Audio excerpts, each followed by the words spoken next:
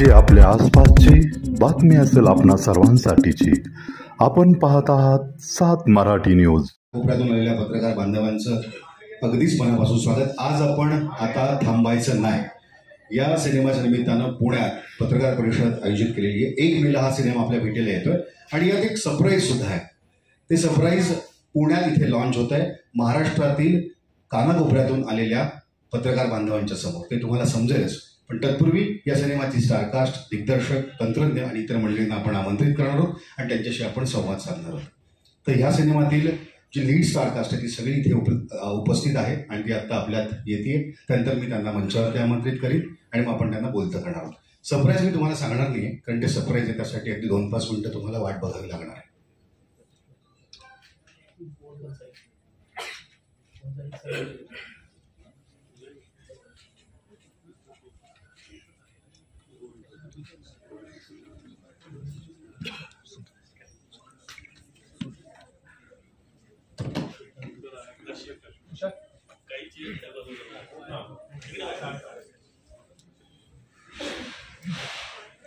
आता थांबायचं नाहीचा अतिशय सुंदर ट्रेलर आपण पाहिला. अवघ्या 7 दिवसांपूर्वी हा ट्रेलर जो आहे तो लॉन्च करण्यात आला आणि 2 मिलियनहून अधिक व्ह्यूज या ट्रेलरला मिळालेले आहेत. आणि पुढे जाऊन सांगायचं तर या खालच्या ज्या कमेंट्स आहेत त्या कमेंट सुद्धा इतक्या पॉझिटिव्ह आहेत आणि प्रचंड उत्सुकता आहे. फक्त प्रेक्षकांमध्येच नाही तर संपूर्ण चित्रपट सृष्टीमध्ये या सिनेमाबद्दलची उत्सुकता आहे. सिनेमातील स्टारकास्ट आणि दिग्दर्शक आणि इतर मंडळी इथे उपस्थित आहे. मी त्यांना क्रमक्रमाने मंचावरती आमंत्रित करतो. आपण त्यांच्याशी संवाद साधणार आहोत. आणि पुढची महत्वाची गोष्ट ज्यासाठी खास आपण इथे आलेलो आहोत म्हणजे ते सरप्राईज काय आहे जे आपल्याला आपल्या बालपणाची आठवण करून देईल. तर त्यासाठी 2 मिनिटं तुम्ही वाट बघा. मी आमंत्रित करतो सगळ्यात आधी या सिनेमाचे दिग्दर्शक शिवराज वायचळ.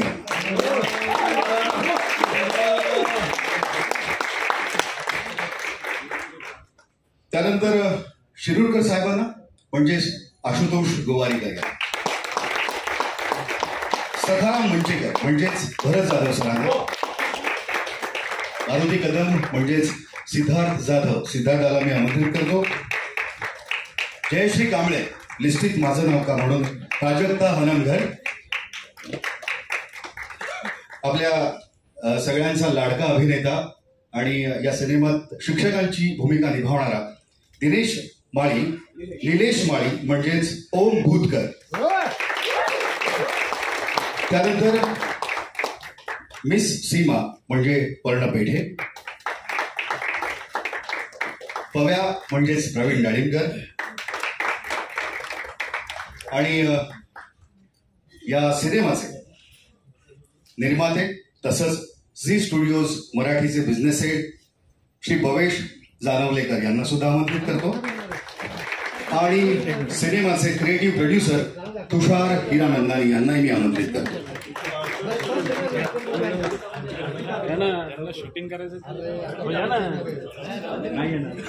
सरीनाच्या भूमिकेत असणारी अर्पिता तिलाही मी आमंत्रित करतो. साहेबने खोटं सांगितलं, आमचा ट्रेलर 4 मिलियन झाले आता. 4 मिलियन म्हणजे 2 मिलियनच्या वर मी पाहिलं होतं जेव्हा आल्या अवघ्या 1-2 दिवसात. 7 दिवसामध्ये त्यांना थांबायचं नावच घेतलं नाही, तो 4 मिलियन पर्यंत पोहोचलाय. तर आधी आपण बोलणार आहोत शिवराज तुझ्याशी. अगदी थोडक्यात एका ओळीत सिनेमा.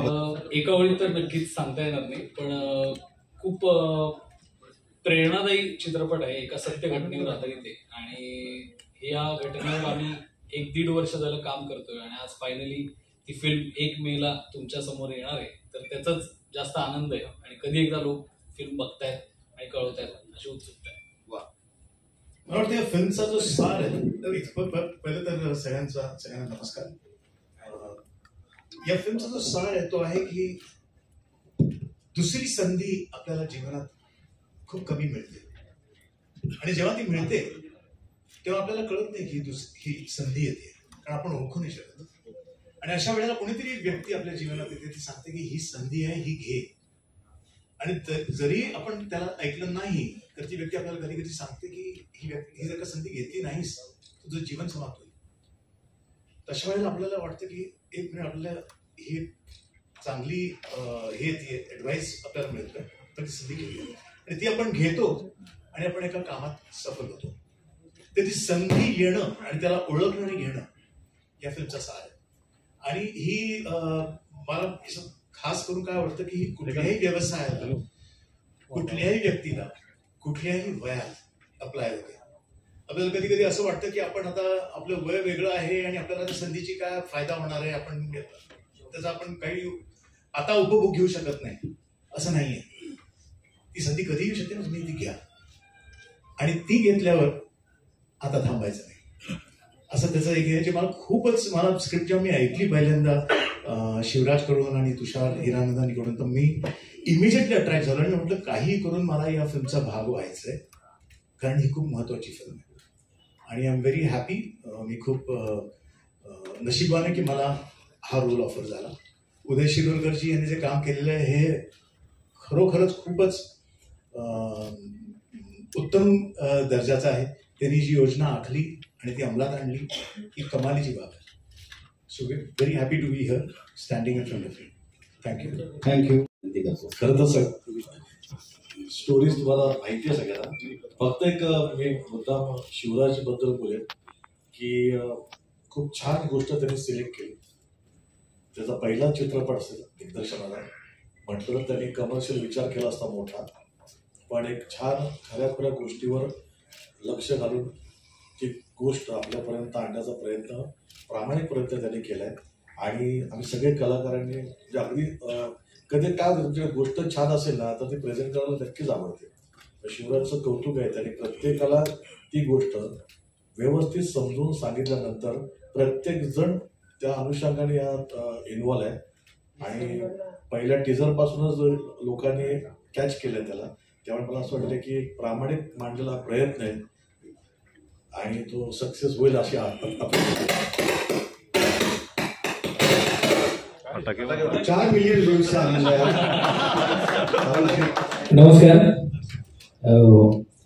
खूप छान वाटतंय आणि आम्ही गेले 10 दिवसापासून या सिनेमाच्या प्रमोशनच्या निमित्ताने जिकडे जिकडे जातोय खूप चांगल्या पद्धतीचा सकारात्मक रिस्पॉन्स मिळतो. खूप बरं वाटतंय की आपण या चांगल्या सिनेमाचा भाग आहोत. आशू सर, भरत सर यांच्यावर इंटरव्ह्यू देतोय, खूप बऱ्याचशा गोष्टी कळत आहेत. आणि आज शिवराज आलाय तर दिग्दर्शकाच्या बऱ्याचशा गोष्टी आम्ही तुझ्याबद्दल बोलत असतो, तुझ्या वतीने बोलत असतो. आज तू बोलशीलच, पण मनापासून आभार आहेत झी स्टुडिओज, तुषार सर ह्यांचे, कारण एक चांगल्या सिनेमाचा भाग मला करून घेतलाय. मातब्बर दिग्गज मंडळी आहेत, कलाकार मंडळी आहेत, त्यांच्यावर कुठेतरी छान काम करायला मिळालंय. आणि आपल्या महाराष्ट्रातल्या मातीतली खरी गोष्ट तुमच्यासमोर ते मांडतायत आणि त्यात मला कुठेतरी सामील करून घेतले. खूप बरं वाटतंय. लवकरात लवकर तुम्ही आता ट्रेलर पाहिलाय, ट्रेलरला मिळणारा रिस्पॉन्स किंवा ती खरी माणसं साकारताना मजा आली, त्यामुळे तुम्हाला नक्कीच हा सिनेमा आवडेल. आणि थँक्यू. मी या मंचावरून तुमच्या सगळ्यांचे आभार मानतो. धन्यवाद. म्हणजे लिरिक्स मनोज यादव यांचे आहेत, त्याच्यासाठी एकदा जोरदार आहे. या गाण्याचं संगीत गुलराज सिंग यांचं आहे, त्यांच्यासाठी जोरदार टाळ्या. आणि या गाण्याचे गायक आपल्या सगळ्यांचे लाडके अवधूत गुप्ते आहेत, त्यांच्यासाठी पण एकदा जोरदार टाळ्या. आणि त्या गाण्यामध्ये मध्ये मध्ये ऍडलिब येतात ना, हॅलो अच्छा ठीक आहे, हे आमचे दिग्दर्शक शिवराज वायचळ आहेत. आपल्या सगळ्यांना बालपणाची आठवण आली असेल आणि फार उत्तम मुहूर्त आहे खरं तर 1 मे सिनेमा रिलीजचा, कारण महाराष्ट्र दिन आहे आणि कामगार दिन सुद्धा आहे. तर महानगरपालिकेमध्ये काम करणाऱ्या कामगारांनी, महाराष्ट्रातल्या कामगारांनी घडवलेला जो इतिहास आहे त्याची जी सत्य घटनेवरची प्रेरणादायी गोष्ट आहे ती 1 मेला महाराष्ट्र दिन आणि कामगार दिनी आपल्या भेटायला येते. आणि महाराष्ट्राबद्दल बोलायचं तर महाराष्ट्रातील प्रत्येक व्यक्ती नेहमी हेच म्हणते, आता थांबायचं. मी विनंती करीन आपल्या सिनेमाचे क्रिएटिव्ह प्रोड्युसर तुषार हिरानंदानी यांना की सरांनी या गाण्याबद्दल खरं तर सांगा, कारण सॉन्ग लॉन्च हा आज आपला एक महत्वाचा भाग आहे. पहिलं तर ते महेश आहे, आमच्या झी टीव्हीच्या हेड आहे, ते मतलब झी टीव्हीच्या प्रमोशन बघतो. ती मला सांगितलं आता 5 मिलियन झाले, काय करू. थँक्यू महेश. आता हे गाणं व्हायला पाहिजे 15 मिलियन. तुम्ही प्लीज फॉरवर्ड करा प्लीज, सगळ्याला फॉरवर्ड करा. Thank you. Pune is my, I started my career, I shot in Pune. All the 3 things films I have made, I shot in Pune. Luckily I have come today, but all thanks to me. ये गाना मैंने कुछ नहीं KIA. ये गाना 2 लोग ने, जो music director तो आपने नाम ले लिया, पर ये गाना बहुत टफ था हमारे लिए पिक्चर में डालने के लिए. All the credit goes to Mr. Bhavesh. He has fought hard and got us this song. मतलब किसी और का गाना था, फिर भी लड़के लेके आए side. Thank you sir, thank you so much. और Shivraj always believed in this song. So ये डायरेक्टर, ये पूरा पिक्चर उसका है. आप लोग जो भी देखना, शिवराज भाई चल पुण्याचा माणूस आहे, हे पुण्याच्या पोटका आहे, हो ना? हा चल. तुषार सिनेमाबद्दल पण तुम्ही थोडंसं सांगा. आता काय तुम्ही बघू ना 1 तारीख प्लीज. फुल फॅमिली पिक्चर आहे. मजा येणार तुम्हाला, तुम्ही रोणार, हसणार, ताली वाजवणार. मस्त पिक्चर आहे. वा वा. सिनेमाचे निर्माते भवेश नानवलेकर यांना की त्यांनी गाण्याबद्दल आणि सिनेमाबद्दल पण थोडंसं बोला. नाही, बरेच जणांनी thank you everyone for coming here. तुमचं जे सहकार्य आम्हाला लागतंय, टीजर असेल, ट्रेलर असेल, पहिलं गाणं जेव्हा झालं टायटल ट्रॅक, तेव्हा पण खूप सहकार्य मीडियाचं आम्हाला मिळालं. खूप चांगला फीडबॅक येतोय. आता पण आम्ही पाहिलं, हे गाणं वाचताना तुमचं जी एनर्जी होती ती आम्हाला पण लागलेली आहे. इट इज व्हेरी इम्पॉर्टंट की हा चित्रपट, ही जी सत्यकथा आहे, फार म्हणजे आपल्याकडे 101 चित्रपट होतात वर्षाला. फार क्वचित अशी एक कथा येते की लगेच तुम्हाला वाटतं की नाही हे सांगायला हवं. तर ते झी स्टुडिओच्या निमित्ताने ही कथा, हे सत्य घटनेचं एक चित्रपट होणं आणि ते हे विजन रिअलाइज होणं हे आमच्या सगळ्यांचं नशीब आहे. आणि तुमच्या सहकार्याशिवाय 1 मे जो आहे जो इम्पॅक्ट प्रेक्षकांपर्यंत पोहोचायला हवा तो तुमच्याशिवाय होणार नाही आहे. तर तुमच्या सहकार्याची अपेक्षा आहे. तर thank you everyone for coming here. गाण्याबद्दल बोलायचं झालं तर शिवराजपेक्षा जास्त कोणी सांगू शकणार नाही आहे. तुम्ही लगेच वेळ न तोडता शिवराजला मोबाईल माईक देतोय की त्याने सांगावं ही त्याला कल्पना कशी सुचली. आणि हे जे धमाल गाणं होणार आहे सगळ्यांना कॉन्फिडन्स आहे. त्याच्याबद्दल अभिनंदन तुला. आणि the mike thank you. Thank you sir. So मी आणि ओंकार गोखले माझा को रायटर, आणि आम्ही जेव्हा स्क्रिप्ट लिहायला सुरुवात केली, शाळेविषयीची होती. आणि ही पाडगावकरांची कविता आपण लहानपणापासून सगळे वर्षानुवर्ष, म्हणजे खूपच वर्ष झालं आपल्याला सगळ्यांना तोंडपाठ आहे की सांग सांग भोलानाथ म्हणलं की सगळी लहान मुलं अलर्ट होतात, सगळी मोठी माणसं पण तेवढ्याच पटकन ताकदीने अलर्ट होतात की कुठं वाजते हे आपलं माहितीचं गाणं आहे, माहितीचं गाणं. सो फिल्ममध्ये एक सिच्युएशन आहे जिथे आम्हाला सुरुवातीपासून स्क्रिप्ट लेवलला असं होतं की इथे भोलानाथ शिवाय दुसरं काहीच असू शकत नाही. कारण की ती जी भावना आहे की मला सुट्टी पाहिजे, ही जी भावना आहे ना, ती त्या गाण्यात जेवढी, म्हणजे त्या कवितेत जेवढी चांगल्या पद्धतीने येते तशीच आम्ही या गाण्यात करायचा प्रयत्न केला. आणि लिरिक्स रायटर जे आहेत आपले मनोज यादव, त्यांना एकच ब्रीफ दिलं होतं की भोलानाथ, जर मोठा माणूस भोलानाथकडे गेला आणि त्याचे काय काय एक्सक्युजेस असतील की त्याला कशातून सुट्टी हवी, त्याचे काय काय प्रश्न असतील, तर त्या ह्याने आपण एक फनी गाणं असं बनवूया की ते आत्ता आपण ते भोलानाथ म्हणले की ते आत्ताच्या पिढीला किंवा आत्ताच्याही लहान मुलांना ते रिलेट होईल. आणि हे भोलानाथ हे वर्षानुवर्ष चालत राहील आणि आपल्या सगळ्यांच्या मध्ये तो भोलानाथ सतत जिवंत राहील याचा आम्ही प्रयत्न केला. वा वा, क्या बात आहे, बहुत बढिया. यामध्ये ओरिजिनल कवी जे आहेत मंगेश पाडगावकर यांचे मनापासून आभार मानायला हवेत. कारण त्यांनी असं, मला वाटतं हे गाणं 1978-75च्या आसपास लिहिलेलं आहे. आणि या आमच्या प्रयत्नामुळे एक नवीन लाईफ येईल आणि आजच्या म्हणजे यंगस्टर्सना हे गाणं कळेल, हे फार महत्त्वाचं आहे. सर आता मंगेश पाडगावकरांचे पण दिनेश माळी सर, म्हणजेच ओम भूतकर. नमस्कार सगळ्यांना. मला खूप आनंद होतोय. मला वाटतं की चित्रपटामध्ये जे कलाकार आहेत, भरत सर आहेत, आशुष सर आहेत, सिद्धू आहे आपला लाडका, आणि आमच्या मित्राने हा डिरेक्ट केलेला सिनेमा आहे, हे सगळे लोक इथे असणं हेच या गोष्टीचा पुरावा आहे की काय पद्धतीचं स्क्रिप्ट असेल. एवढे सगळे लोक कुठल्या तरी एका कंटेंटसाठी येतात, तयार होतात, इतकी एनर्जी लावतात, वेळ देतात आणि तन मन धन अर्पून जो काही शूटिंगचा पिरियड आहे त्याच्या व्यतिरिक्त जो काही पिरियड आहे, प्रमोशनचा असेल, डबिंगचा असेल, त्याच्यात स्वतःला वाहून घेतात.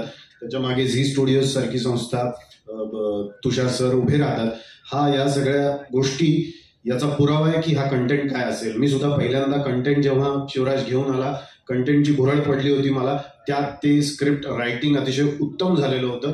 सिनेमा शूट सुद्धा अतिशय छान झालेलं आहे. सिनेमा अजून मी पाहिलेला नाहीये, पण एक असतं ना वाईब येते आपल्याला कळतं की प्रोड्युसर्समध्ये पण एनर्जी जाणवायला लागते की ज्याला आता हे लोक जरा ऑन झाले, ते लक्षात येतं आपल्याला की हे चांगलं झालेलं आहे प्रोजेक्ट, आणि ते सगळं जाणवायला लागतं. सो ते सगळे डॉट्स आता जुळायला लागले, आणि अर्थातच लोकांकडून जो प्रतिसाद येतोय, आम्हाला सुद्धा जे भेटत असतात लोक, जे सांगत असतात, त्याच्यावरून असं वाटतंय की ही फिल्म नक्की लोकांमध्ये उत्सुकता तरी तयार करते. एवढं तरी मी आता नक्की शाश्वती देऊ शकतो या गोष्टीची.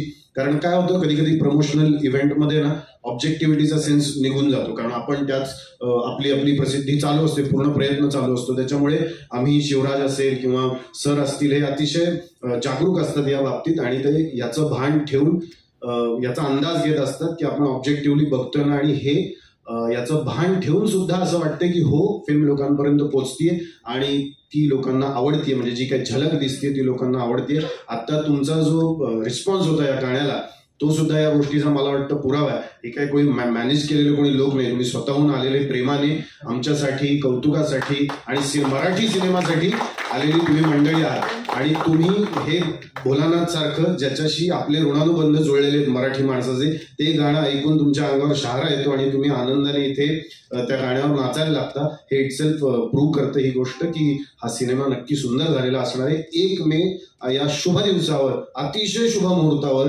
महाराष्ट्र दिनाच्या दिवशी, आपला अभिमान असलेल्या दिवशी, आणि आपले सगळे कामगार, आपले सगळे बंधू, आपल्या सगळ्या भगिनी, त्यांचा आदर करणारा असा हा दिवस, त्या दिवशी हा सिनेमा प्रदर्शित होतोय. याच्यापेक्षा सौभाग्याची गोष्ट असू शकत नाही. मला वाटतं महाराष्ट्रातल्या प्रत्येक आपण माणसाने, सहकुटुंब, शाळेतल्या मुलांनी सुद्धा हा सिनेमा आवर्जून पाहायला पाहिजे. धन्यवाद. वा, सगळ्याच फिल्मचं आम्ही प्रमोशन करत असतो, पण या फिल्मसाठी एक महत्वाची गोष्ट आहे की मी जेव्हा प्रमोशनला काही बोलायला जाते, मला वाचलेल्या, बघितलेल्या, ऐकलेल्या सगळ्या चांगल्या गोष्टी आठवतात. तर मला असं वाटतं की हे शुभ शकून आहे या बाबतीतलं. मला ना आत्ता विचार करताना आमचे आह साळुंखे, माझे मार्गदर्शक, त्यांनी एरिक फ्रॉमची एक गोष्ट सांगितली होती मला, की प्रकाशात 7 रंग असतात पण आपल्याला 1 रंग दिसतो. म्हणजे निळ्या रंगाचं फूल असेल तर त्याच्याकडे स्वतः ते 6 रंग ठेवून घेतं आणि निळा रंग आपल्याला दाखवतं. म्हणजेच याचा अर्थ काय घेतला होता तात्यांनी, की आपल्या जवळ आपण जे ठेवतो त्याने आपल्याला लोक ओळखत नाहीत, आपण लोकांना आपल्याकडचं काय देतो त्यांनी आपल्याला लोक ओळखतात. प्रवाह सोबत जायला काहीच लागत नाही, प्रवाह विरुद्ध पोहायला सहनशक्ती लागते, बळ लागतं, प्रेरणा लागते. मला असं वाटतं ही सगळी माणसं जी आहेत ती प्रवाह विरुद्ध पोहणारी आहेत, त्यामुळे ती यशस्वी होणारच आहेत. जे प्रवाह विरुद्ध असतं ते अभिजात असतं, त्याला स्थलकालाचं बंधन नसतं, ते आजही तितकंच रिलेव्हंट असतं आणि अजून 25 वर्षांनीही हा सिनेमा बघताना हा आपलाच वाटणार आहे. आणि दुसरी महत्वाची गोष्ट, आम्ही सगळे प्रमोशन करतोय पण आम्ही म्हणतोय हा आपला सिनेमा आहे, आमचा सुद्धा नाही, आपल्या सगळ्यांचा एकत्र आपला सिनेमा. त्यामुळे हे इतकं आपलं आहे की हे यशस्वी होणारच आहे याची मला खात्री आहे. आपल्या पुण्याचा मुलगा आहे शिवराज वायचळ, आणि गेले अनेक वर्ष तुम्ही त्याला पुण्यात तो नाटकाचा ग्रुप चालवतो, अनेक इंटर कॉलेजिएट स्पर्धा तो जिंकलेला आहे, आणि पुण्याचाच मुलगा आहे ओमकार, त्यांनी आणि शिवराजनी ही फिल्म लिहिली आहे. दोघांची पहिलीच फिल्म आहे. इतक्या मोठ्या कलाकारांना घेऊन त्यांनी हा सिनेमा बनवला, इतक्या चांगल्या प्रोड्युसर्स बरोबर हा सिनेमा बनवला आहे. त्याच्या ट्रेलरला तुम्ही इतका चांगला रिस्पॉन्स दिला आहे, त्यातलं गाणं सगळ्यांना खूप प्रेरणा देत आहे.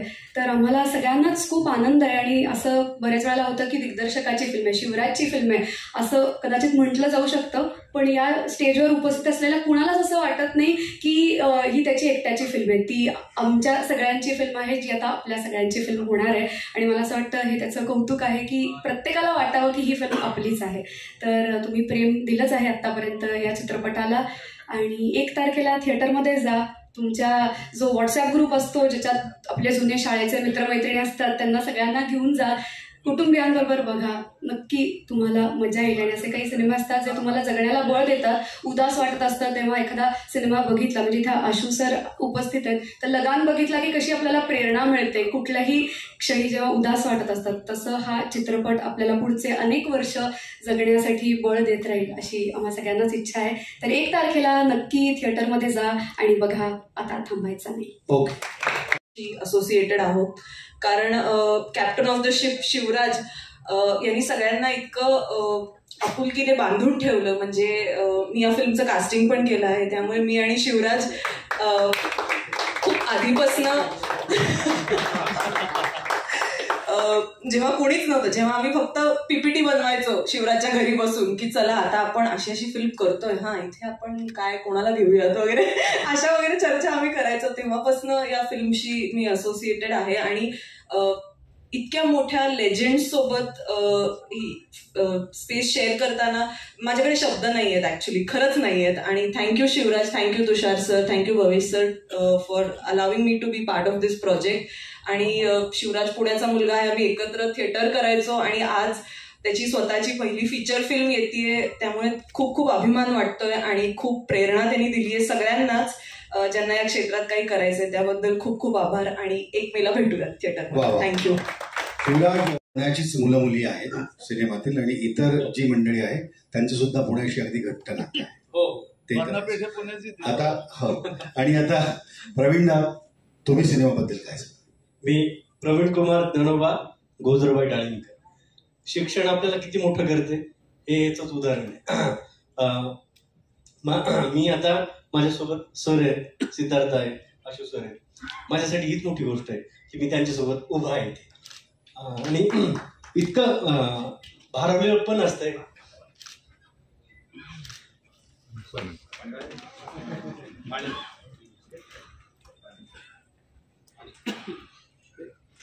डोळ्याचं लगेच पाणी देतो. सॉरी, काय नाही, ते दोन्हीकडे तोटे आहेत आमच्याकडे. आमच्या डोळ्याला तोट्याला पाणी नाहीये आणि डोळ्यातले पाणी छान आहे. गाणं पण चांगलं आहे, मजा आली. आणि सकाळपासून संध्याकाळपर्यंत दिसणारी जी माणसं आहेत ना आजूबाजूला, ती माणसं याच्यात हिरो त्या पिक्चर मधली. ते पात्र वेगवेगळी आहेत, तुम्हाला पाहताना ते दिसतील तुम्हाला की अरे हे काका आहे, मामा आहे, भाऊ आहे. हे भारी या सिनेमातलं. आणि आपण याचा भाग होतोय ना यांच्या सगळ्यांसोबत, ते याच्याहून भारी. म्हणजे माझे भाई, माझे घरचे आणि पाहुणे पाहतील ना त्यांना आवडेल. थँक्यू. वा, तर सिनेमा काय ताकदीचा बनला असेल याचा अंदाज आम्ही सगळेच बांधू शकतो. त्यामुळे 1 मेला आता थांबायचं नाही. आता कलाकारांना प्रश्नोत्तर तुम्ही तुमच्या मनातले विचारू शकता. महाराष्ट्रातल्या वेगवेगळ्या जिल्ह्यांमधून आलेले सगळे पत्रकार बांधव आहेत.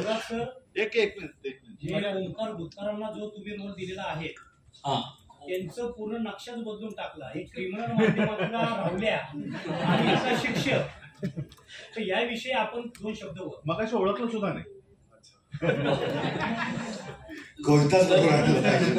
त्याविषयी माहिती.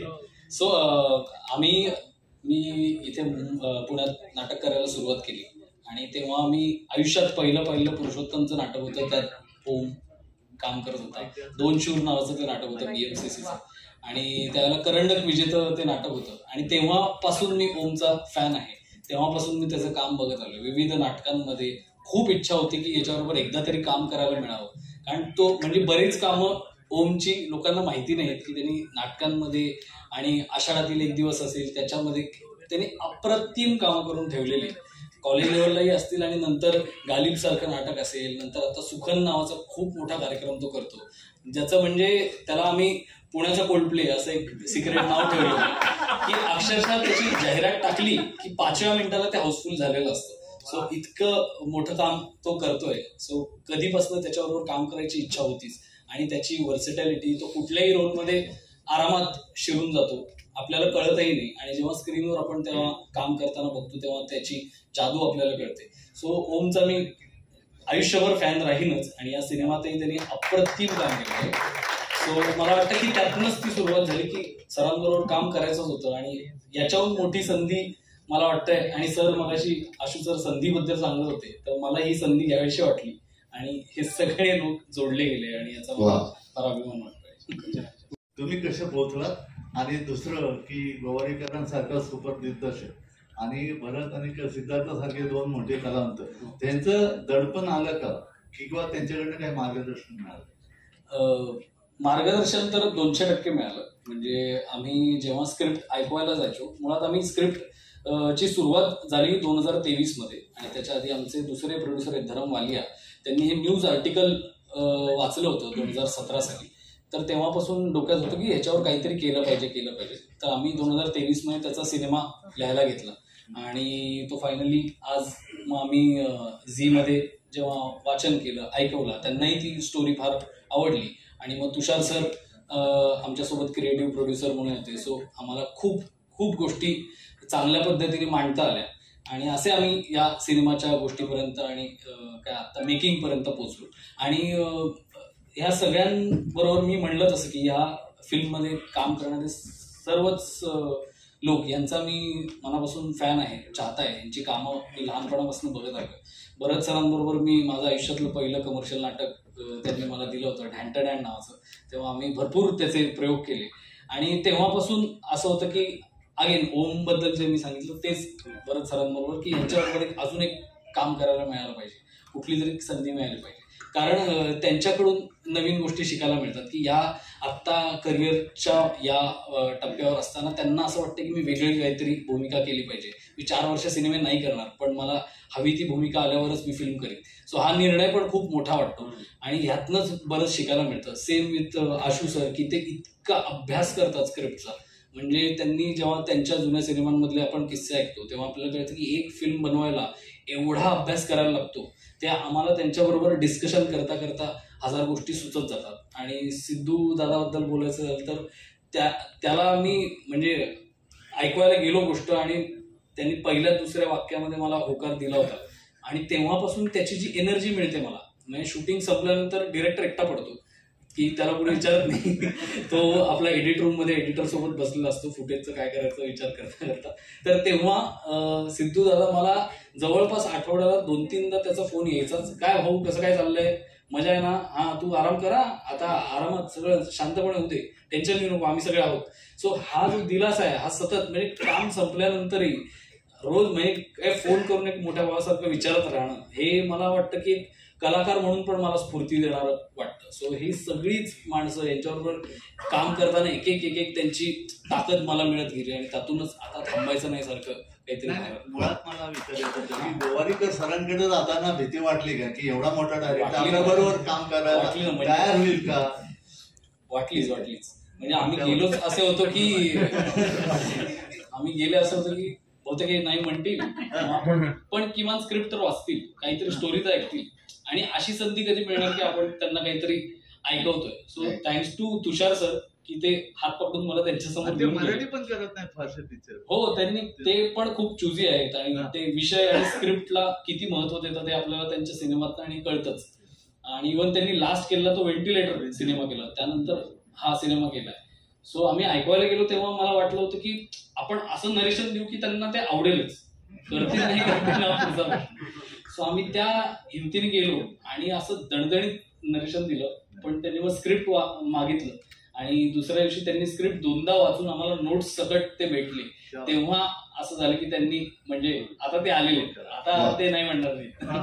मला आशू सरांना भरत सरांना विचारायचं होतं की आता हा फर्स्ट टाइम डिरेक्टर आहे, तर तुम्ही याच्या आधी खूप कामं केलेली आहेत, तर ते तुम्ही हे करता का की ते स्क्रिप्ट तर तुम्हाला आवडलीच होती, पण एक फर्स्ट टाइम डिरेक्टर म्हणून तुमचा विश्वास कितपत बसतो की हा एवढं सगळं चांगलं आहे, ते पार करेल हे सगळं? दोघांनी हा मुलगा कितपत उतरेल तुमच्या कसोटीला? आणि मगाशी सांगितलं ते खरं आहे. तो माझ्या नाटकात होता ढॅन्टाडॅनमध्ये.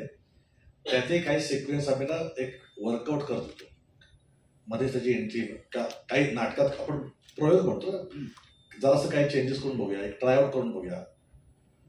त्यात हा प्रामुख्याने पुढे येऊन सांगायचे 4 गोष्टी. तर आम्हाला कळतं की केदारलाही माहिती आहे की तो शार्प आहे त्या बाबतीत. एखाद्या गोष्टीत घुसला तर तो शार्पली त्यातलं मूळ काढतोय.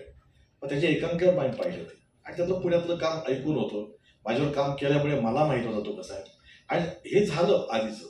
पण जेव्हा ही गोष्ट सांगताना कधी पण आम्ही काय शोधतो, पहिला गोष्ट शोधता डिरेक्टरच्या डोळ्यात पहिलं बघतो की हा किती कॉन्फिडंट आहे, कारण ह्याच्या भरोश्यावर आम्ही आमच्या तारगा देणार आहे. तो झाला आणि आम्ही आणू शकतो. तर तो तेवढा प्रचंड कॉन्फिडंट दिसल्यामुळे आम्ही सगळं मान्य केलं होतं. मला वाटतं आपल्या श्रीकांत पिक्चर सरांनी डिरेक्ट केला होता. त्या पिक्चरच्या सक्सेस पार्टीला मागे ढॅन वाजतंय आणि त्यात मला हा आणि ओमकार म्हणा दादा ही अशी स्टोरी आपण असं करतोय तसं करतोय. हम लोग का सक्सेस पार्टी चलो तो हम लोग दारू पी रहे थे, सर स्टोरी सुन रहे थे। आप नहीं, बट एक्चुअली श्रीकांत को मैंने बोला, शिवराज को आई टोल्ड शिवराज के देखो भरत दादा ने काम किया था श्रीकांत ने, तो पार्टी के लिए आए थे, ऐसे तेरा बेस्ट चांस है, इनको बाहर तक मत पहुंचने देना, ये रूम में बैठाओ, पहला स्टोरी सुनाओ, भरत दादा बाहर आए और फिर बाद में बाहर पे आए। पुढचा प्रश्न आहे तुम्ही जे पॉइंट्स काढले होते ते काय पॉइंट्स होते? पहिले तर मी तुमच्या प्रश्नाचं उत्तर देतो की कुठलाही दिग्दर्शक जेव्हा स्वतः लेखक असतो त्याचा जो कंट्रोल असतो स्क्रिप्टवर तो खूप मोठा असतो, आणि जर का डेब्युटंट डिरेक्टर ते करतो तर मग डेफिनेटली एक असं मला वाटतं की तो त्याची कल्पना जी आहे, तो कसं शूट करणार आहे, तो कसे पात्रांना कसं बघतोय, हे त्याच्या सगळं कंट्रोलमध्ये असतं. आणि शिवराजे जेव्हा नरेट केलं ना तेव्हा मला मी जरा कम्फर्टेबल झालो. मी ऍक्च्युली त्याला भेटलो तुषार हिरानंदानी म्हणून, कारण तुषारचे फिल्म्स मला खूप आवडतात, आणि तुषार जेव्हा म्हणाला की हा दिग्दर्शक आहे तर माझा कम्प्लिटली लेन्स त्याच्याकडे बघण्याचा वेगळा होता. त्यांनी नरेट केल्यावर मला कळलं की हा डेफिनेटली कंट्रोलमध्ये आहे आणि माझं मार्गदर्शन करेल, कारण मी जर का पात्र प्ले करणार आहे, मी जर का ऍक्टिंग करणार आहे तर he will know how to extract the performance. ते मला खूप महत्वाचं वाटतं. स्क्रिप्ट तर कमाल होतीच, आणि तो म्हणतोय की त्याला भीती होती जेव्हा तो स्क्रिप्ट मला येऊन दाखवत होता. ती स्क्रिप्ट मी हो म्हटल्यानंतर मला भीती होती जी मी त्याला विचारली की बाबा यात भरत आणि सिद्धार्थ हे दोघं आहेत, हे इम्प्रोव्हायझेशनचे किंग आहेत, मला इम्प्रोव्हायझेशन जमत नाही, मी प्रयत्न करीन पण हे म्हणजे ते काय असतं एक कॉम्पिटिशन खूप असते, रीडिंग होईल ना, तुम्हाला हो आपण रीडिंग करू सगळं करू, पण ज्या प्रकारे स्क्रिप्ट लिहिलेली होती ना त्याचे डायलॉग हे खूपच अरविंद जगतापजीने लिहिले अशा प्रकारे होते की त्याच्या पुढे तुम्ही इम्प्रोव्हाइज करूच शकत नव्हता. आणि मी जेव्हा त्यांच्याबरोबर एकदाच रीडिंग केलं तर मी जरासं मला हायसं झालं की ओके, ही प्रत्येक जण आपली कॅरेक्टर एका त्यांच्या विशिष्ट पद्धतीने प्ले करणार आहेत. ओम पण त्याचे मी मुळशी पॅटर्न बघून मी खूप त्याचा मोठा फॅन होतो, या दोघांचाही मी फॅन होतो आहे. I was comforted. आणि मग मला रिअलाइज झालं की हा जेव्हा सेटवर शिवराज डिरेक्शन द्यायचा, मी जर एखाद्या डायलॉगमध्ये अडकलो तर तुम्हाला डायलॉग तो कसा घ्यायचा आहे, त्याचं काय हे आहे हे व्हायचं, तर मला सारखं वाटायचं की हा is a very good actor. मला माहित होतं की तो ऍक्टर आहे, तर मी सगळ्यांना माझ्या यासाठी हा चांगला करतो, याच्यात ऍक्टिंगचे गुण आहे. फिल्म संपल्यानंतर मला कळलं की हा खरोखर ऍक्टर आहे, आणि मग मला ते कम्प्लीट कोडं उघडलं की याचा कसा कंट्रोल आहे. त्यामुळे he is not only a writer, he is also a director, he is also an actor. I think that's a lethal combination. आणि एक फक्त क्लोजिंग, कारण माईक माझ्याकडे परत येणार नाहीये मला माहिती आहे, एक क्लोजिंग मी हे म्हणतो की आम्हाला खूप आनंद आहे की आता जो प्रतिसाद मिळतोय, पण हा प्रतिसाद मिळाल्यामुळे आम्ही कुठेही आता ओव्हर कॉन्फिडंट नाही आहोत. आम्हाला खूप अपेक्षा आहेत की ही फिल्म सगळ्यांना आवडावी.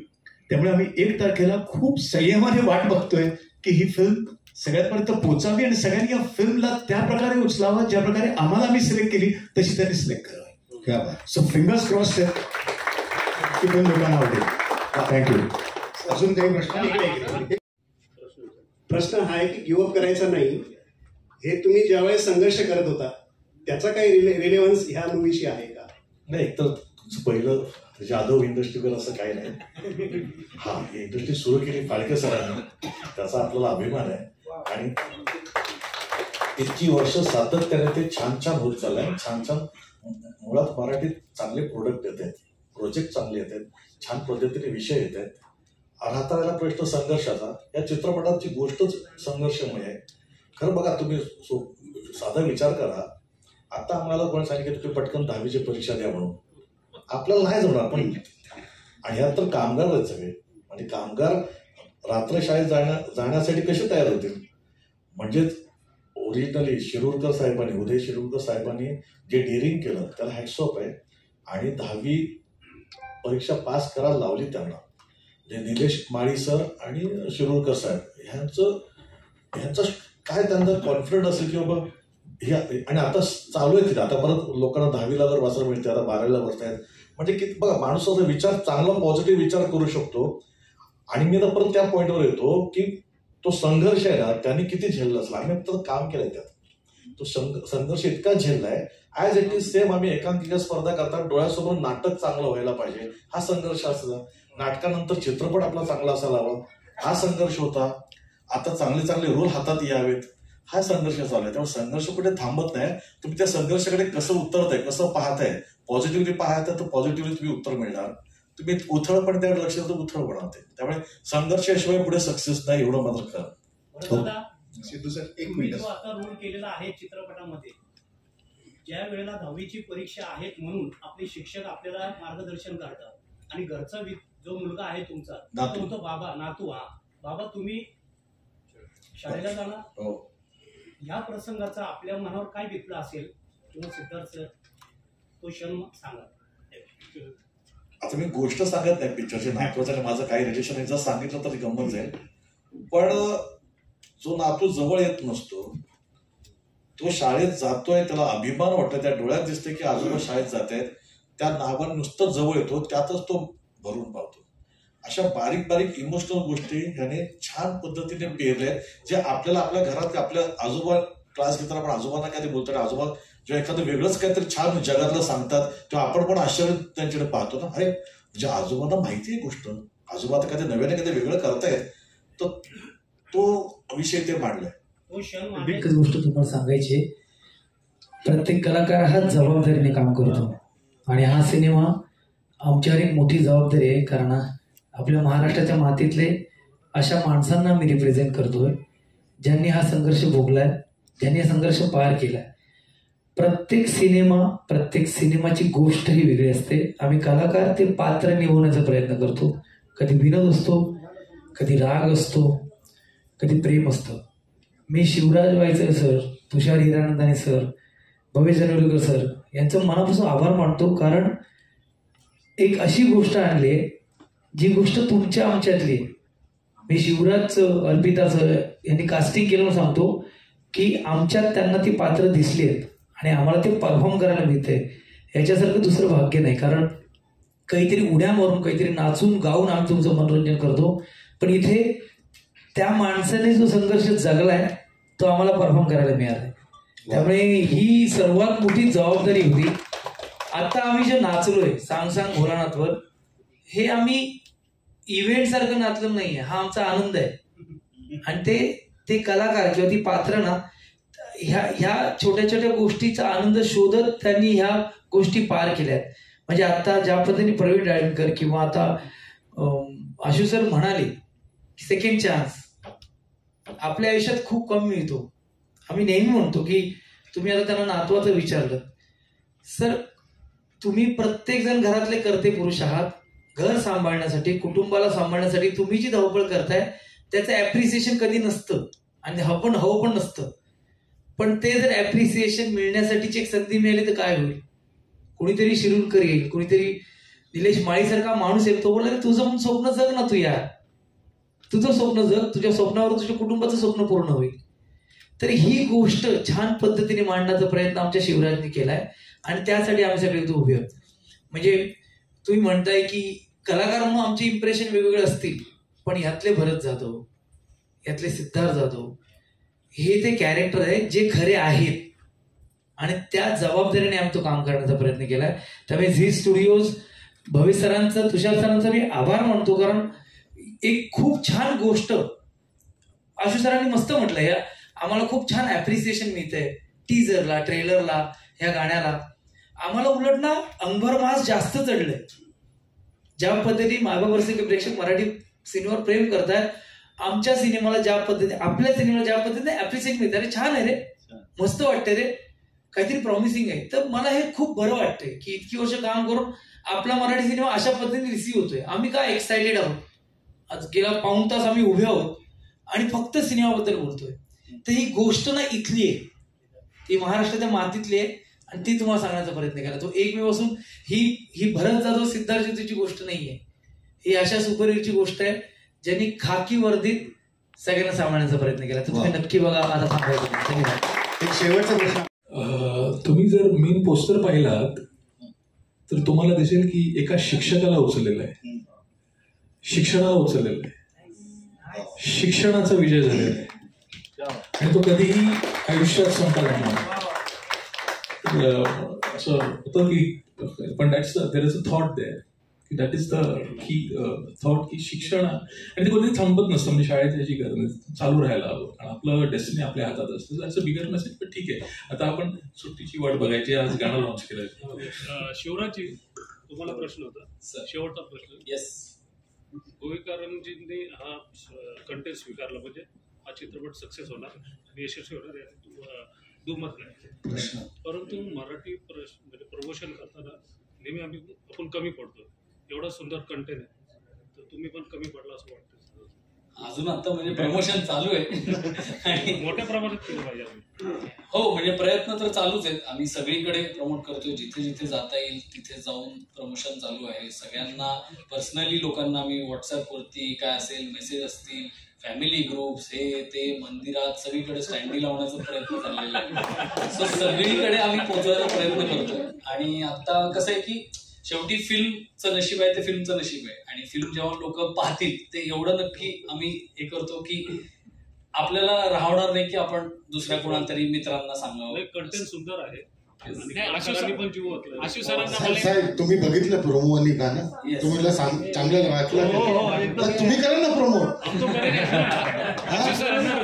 मला खूप खंत आहे या गोष्टीची की मला आजपर्यंत संधी मिळाली नाही माझ्या फिल्ममध्ये या सगळ्या ऍक्टर्सना घ्यायची. पण मला वाटतं ती माझी स्क्रिप्टची हे होती कारण मी सगळीकडे शोधून मी ते कास्टिंग देशभर शोधून मी करत होतो. पण डेफिनेटली माझी इच्छा आहे, आता एक इच्छा माझी पूर्ण झाली की त्यांच्याबरोबर मी स्क्रीन स्पेस शेअर केली. I would love to direct. तर ती संधी जर का मला मिळाली तर 100% मी करतो. आणि आधी काय विचारलं तुम्ही? ऍज अ डिरेक्टर म्हणून तर चुजी आहातच, पण ऍक्टर म्हणून इतके चुजी का आहात? नाही, असं काही नाही आहे. असं काही मी एवढं चुजी असं काही नाही आहे. कारण स्क्रिप्ट खूप कमी येतात माझ्याकडे. फक्त ते दिग्दर्शक किंवा निर्माते माझ्याकडे येतात ज्यांना एक कॉन्फिडन्स असतो की हे डिरेक्शन मध्ये काही लुडबुड करणार नाही. ती जी लोक आहेत ती माझ्याकडे येतात, प्रेमाने येतात, मला ऑफर करतात. मग ते राजेश मापोसकर असू देत किंवा आपले आशिष बेंडे असू देत मानवत मर्डर्स मध्ये किंवा या फिल्ममध्ये. तर ते जेव्हा येतात तेव्हा ते सानिध्य वेगळं असतं. आणि स्क्रिप्ट जर का मला असं वाटलं की या स्क्रिप्टमध्ये मी कॉन्ट्रीब्यूट करू शकतो बाय प्लेइंग द रोल आणि मी कम्फर्टेड आहे की हा डिरेक्टर मला डेफिनेटली नीट वापरेल कारण मला माहितीच माझ्यात कमतरता काय काय मला सगळ्यांना जाणीव आहे त्याची. I have to be presented. So the moment I feel comfortable की मला हे प्रेझेंट करणार आहेत मी त्याला होकार देतो. जास्तीत जास्त थँक्यू थँक्यू थँक्यू थँक्यू. छोटा सवाल है.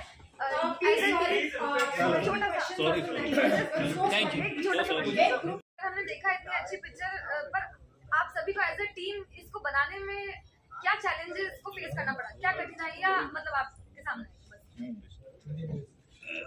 Director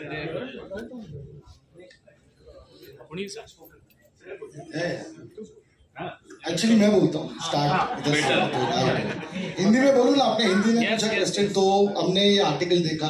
Shivraj was my associate, चालू किया डीएसए एसोसिएट डायरेक्टर बन गया श्रीकांत ने. ही is also film fair award winner director by the way. Short film में इसका फिल्म फेयर अवार्ड जीता था इसका. End when I saw him I said that ये मेरे को चाहिए. शिवराज बिकेम माय फेवरेट बॉय. एंड हमने ये आइडिया आया तो धर्म जो बोल रहे थे उन्होंने आइडिया दिया मुझे डायरेक्ट करने. आई सेड मैं नहीं बना पाऊंगा पर मराठी में शिवराज बनाएगा. Then we went to Bhavesh sir. Bhavesh sir बोले क्या फर्स्ट क्लास स्टोरी है, very good, let's you make it but you will be there every day. मैंने बोला हाँ I will be there every day but let me tell you one thing. सबको एक चीज, मैं एक दिन भी शूटिंग नहीं है. ऑन द फर्स्ट डे मैं गया and that's it. This boy has shot the entire film on his own. Not even one day that I have gone on the shoot. मैं खाली ऐसा भारत जाता तो पूछता था आशीष सर को ठीक है, this is a very good, तू मत आ, तू सेट पे मत आ, हम लोग मजा करें. तो everything is all started by him, ended by him, and everything that you will see is by him. All the best, all the best. वाह, मी तुमच्या सगळ्यांचे